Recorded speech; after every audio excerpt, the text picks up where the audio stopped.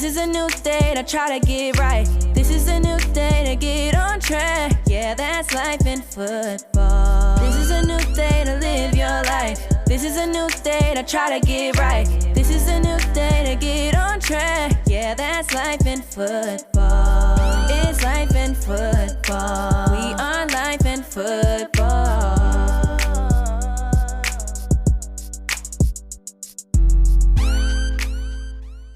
Welcome to the Life in Football podcast, baby. I'm your host, Mike Feet. And this your co-host, Colin Moore. You know we loving life and enjoying football.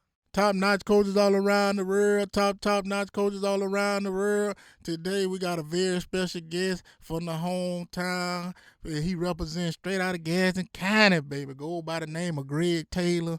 And he was one of my coaches in high school. He was the wide receiver coach. And, hey, he did his thing in college, too. He played for Bethune Cookman, them Wildcats, baby. And the thing was so special about it, he a man of God. He out there passing around the word right now. He's a pastor. Got his own church, and he's out here serving the community, honestly, like he always done. And he was one of the coaches who he used to clown. I'm talking about a real snapper, like you know how the people say crack, he can crack on you back in the day. And then he used to wear these red cleats, y'all. What's so ironic? My teammate, who I do this podcast with, Colin Moore, he used to wear red cleats when I first met him. Now, when I say coach wear the red cleats, he used to wear them at practice. But without further ado, I'm going to go ahead and let C-Mo bring him on. How you doing, Mr. Taylor? Man, I'm doing excellent. How you doing? Good. All It's right. a blessing to have you on. It's a blessing to be here. Now, everybody can see that you represent the Wildcats. He ain't even have to say it. I'm going to always represent. Loud and effect, baby. Yes, Let's sir. get it. So, like I was telling you before you walked in, I was in Daytona in March and went to the school, toured the facilities, loved it, and loved everything about it. So, and they was showing me around, telling me the spots where to eat at, and you got the beach and everything. Now, how did you end up going to Bethune when you came out of school? Well, you know, I'm right here in Tallahassee, over in Quincy, Florida. And actually, my heart was at Florida A&M. I wanted to go to FAMU, just like everybody around here. But for whatever reason, FAMU didn't want the best. So they set up for something else. So, you know, I ended up getting recruited by Rick Stockstill, who actually played football at Florida State. And he's played quarterback for Florida State. He was Willie Simmons, the head coach at FAMU. He was Willie Simmons' quarterback coach when Willie Simmons was at Clemson. But he ended up recruiting me at Bethune Cookman. And listen, when FAMU didn't get me, Alabama State wanted me, Tuskegee wanted me, Jackson State wanted me. But I said, no, FAMU didn't want me. I want to go to Bethune Cookman. So I ended up down at Bethune Cookman, and the rest is history. You see, I'm a Wildcat from head to toe. Through and through. Through and through. Now, when you was there for playing ball and doing your thing, how did you actually do while you was there? Because I know every time you faced fam, you was ready to eat them. So I know you balled in them games. I told FAMU up, man. Beat them down. You hear me? We actually, when I first got there, we had stopped playing Florida A&M because Florida A&M, for whatever reason, thought that they should get more money in the Florida Classic than Bethune Cookman. They said they drew the most fans. They felt that they made the most money and they should take most of the gate. Well, without Bethune Cookman, there wouldn't be a classic. Exactly. So we told them no, that couldn't be. So we actually stopped playing them for about 3 or 4 years. When I got to Bethune Cookman, we actually started playing them back in '85. And that was actually the greatest moment, I think, of my football career because we put it on those rattlers. Yeah, we put it on those rattlers. And so when I got Bethune Cookman, I actually was last string wide receiver. But it's not where you start. It's where you finish. Right. And in '88, I was chosen as a free agent with Cleveland Browns. And we're talking about Bethune Cookman that has a school of about, at that time, about 1,500 students. Right. So we were a very small school. And to be able to go to the NFL from my small beginning here in Quincy, Florida. It was a great honor because my mother, she's a diehard Rattler. Now, she loves herself some Florida A&M Rattlers, and she actually came to the Classic. She came to the Classic and saw us play in the Classic, and I dropped in '88. I dropped the winning touchdown at the Florida Classic. Man, listen, I don't drop passes. Right. I don't drop nothing. You understand me? And when I dropped that pass, man, I looked like the world came to an end. And I'll never forget, on the way home that Sunday, because I came back to Quincy, I heard Joe Bullard on the radio. And Joe Bullard said, man, we want to give it out to the Rattlers. Let's go Rattlers. He said, but we want to give it out to one Wildcat that saved the day for the Rattlers. And Joe Bullard said, that's Greg Taylor. We want to give it up. Man, that joker made me so hot with him. Right. You hear me? But, man, I enjoyed my stay at Bethune Cookman. And my going to Bethune Cookman, I think, was the best thing that could have ever happened to me. It taught me to have a little more intimacy with people because we were a small campus. Right. And it was not as big as Florida A&M. So those were the greatest days of my life. Right. Now, Coach, I got to ask you. Now, y'all heard me telling the stories about him coaching and the funny jokes he would say and the things he would do in practice. But honestly, he was a player's coach, with so to speak, what you would say today. You know, he was genuine. He gave you laughter. And he was actually always about God. And I want to know, how did you get into coaching? Man, Rodell Thomas, who was our head coach at Shanks. You're talking about when we coached at Shanks High School. Rodell Thomas actually saw me working out with the guys, and he asked me would I consider coming out and coaching. Now, I've always wanted to help kids and be inspirational in their life. And when he asked me that, man, that was one of the biggest thrills of my life, to ask me to come out there and coach with you all. And see, I thought I still could play, even when I coach you all. So that's why I said, let me go out here, man. I'm going to show these guys how we can really do it. And I actually did. I went out there and beat some of those defensive backs, man, because I've always had a competitive spirit, you know. And so when Coach Thomas asked me to do that, man, I didn't hesitate. I jumped on it right then. And, man, I enjoyed every moment that I coach you all, especially coaching you, Mr. Figures. This joker can play some football. He can play some football. Yes, sir. Now, Coach, I got 2 more questions for you. Yes, sir. Now, I got to know, like, for us with you, how was it for you growing up and, you know, talk a little bit about your family? Well, growing up, I grew up in a single parents' home, like most black kids. Father was not there. But my mother was a very strict mother, and she was one that she played that role of mother and father. And she's the reason that I played football. Like I told y'all, she loved FAMU. She wanted me to. That broke her heart when I didn't go to FAMU, and it broke her heart ×2 when I went to Bethune-Cookman. So when we were growing up, we would always go to the Florida A&M games, and we would go to all the games. But I was never that kid that had that athletic ability. Man, I was always the last string. In high school, I was the last string wide receiver. And Coach Andy Gay, legendary coach for Shanks High School, Coach Andy Gay actually took me under his wings. And Coach Gay helped me to learn how to play football, because we play street football. You know, sandlock. We call it sandlock. Kids don't do that now. But we played sandlock, and we played all in the pavement, all in the middle of the road. Bro, you had to be tough to play some football back in the day. But we grew up. We were not a rich family. My family did not have much, but my mother worked 4 and 5 jobs just to make ends meet. And she's the inspiration of my life. Right now, I have 6 kids and 7 grandkids.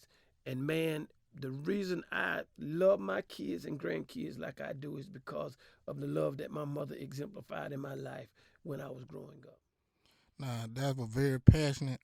And y'all hear, we hear a lot of these stories a lot of times. The the story behind the story. And it ain't really just about football.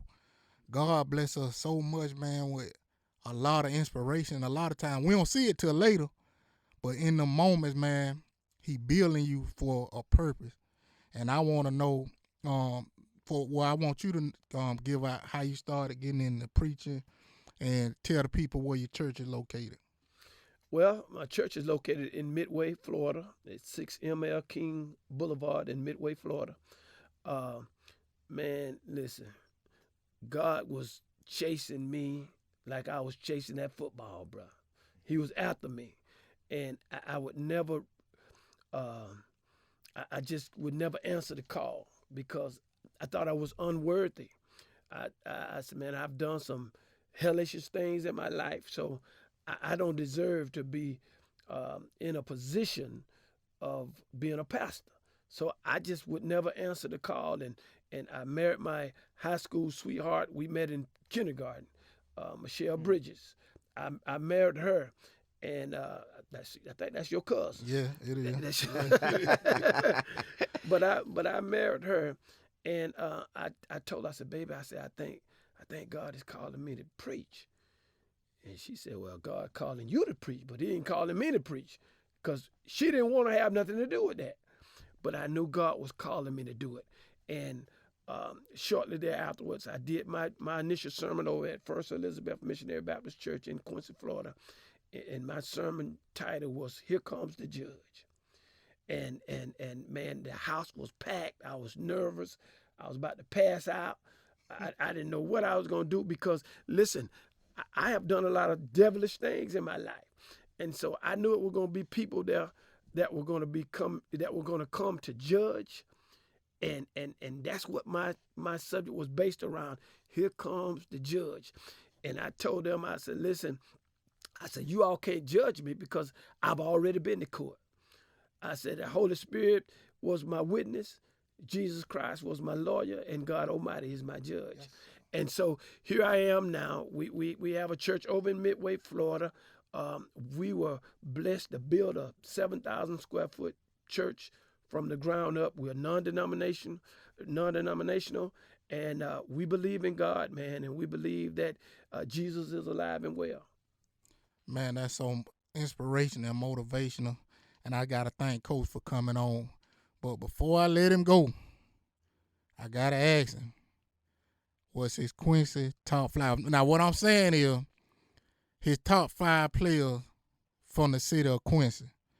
So it could be actually Gaston County. And because we had a guy on him by the name of Tim Brown, and this brought a lot of controversy. Not nothing bad, but a lot of people had some questions about it. So I want to know what's your Quincy top 5, Gaston County top 5. Well, Tim Brown, you know, he used to announce the games. You got to have the one on that he used to announce of. I'm the one he used to announce about. So I played the games. Okay, Tim Brown up there just announced. and so he is a deacon at our church. Right. And I'm the pastor of the church. Right. So you got the man with the answers for real. Let's go. Okay. Let's go. So you said 5. Mm-hmm. Now I'm not gonna give them in order, but I'll give you my 5. Rodale Thomas. Ooh. See, I'm going back. See, y'all, you know, but Rodale Thomas. Super Bowl champ, too. What he played? Rodale Thomas. He played linebacker. He played tight end. He played for the Miami Dolphins, and he played for the Seahawks. Played at Alabama State. He played at Alabama State. That's where he went to school. That was the coach that coached us.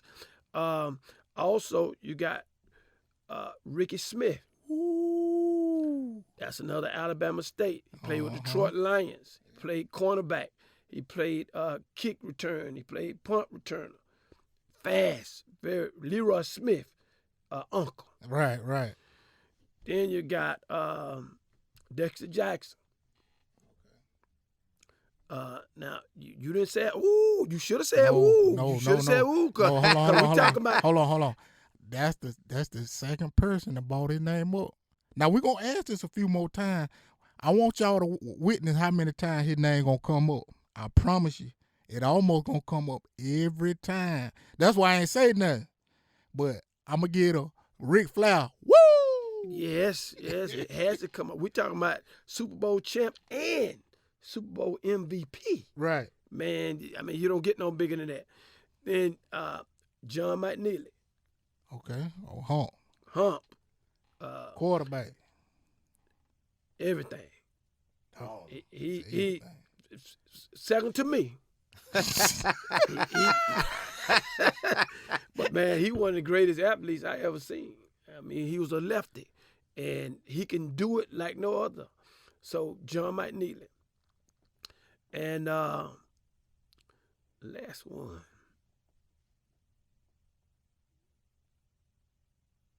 I'm gonna say Cody Fagg. Okay. Cody Fagg, my teammate. I'm gonna say Cody Fagg. Yes, sir. And Cody Fagg, wide receiver that I coached. Mm-hmm. And he reminded me he was a bigger version of me. Yeah. I could do everything Cody could do, but I was smaller. Cody definitely would have went to the league if he wouldn't have gotten injured. Right. But Cody ended up getting injured. I think he tore his Achilles or something.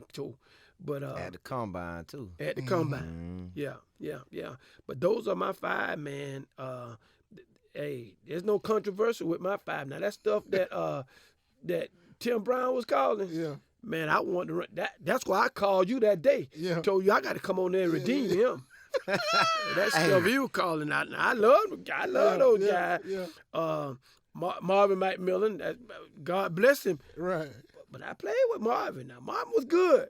Yeah. But the top five? Hey, y'all heard it. He can't get off in that Top fire. five. Hey, I like Michael Jackson, but top five? Now the thing, you know what? It was so special because it's two of them names. I actually wasn't even thinking about both of them in no coaching, and they played at the school I played at, Alabama State. And that's Rodell Thomas and Ricky Smith. Now y'all notice a few of the names pop back up. The Cody Fagg, Dexter Jackson, These are guys, when you'll start to notice a trend that show they are really legendary in Gaston County, Quincy, Florida. And I got to give a shout out to Coach again for coming on, Coach Greg Taylor. And I'm going to leave y'all how I always leave y'all. Keep your head up and not down, or else you'll fall to the ground. It's the Life in Football podcast. Catch you next time.